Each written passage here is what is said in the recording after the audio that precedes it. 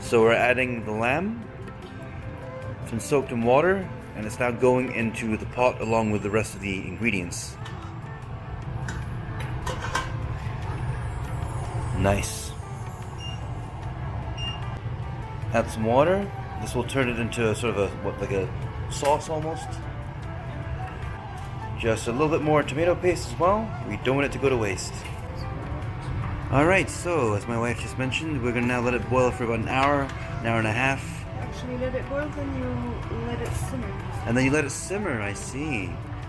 Look at that, it already is becoming this nice orangey paste. It's very, very tasty, I can vouch for it. So now, we're almost done. As you can see, the lamb has been boiled. It's turned a nice brown color, and the final stage is the rice. So here we go.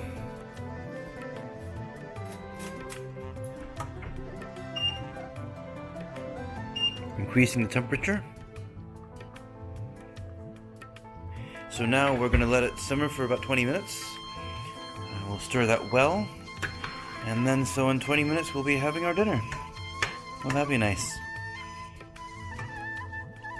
Okay, so after simmering for a while, we've now stirred the rice and it's cooking quite nicely. So soon I think it'll be ready.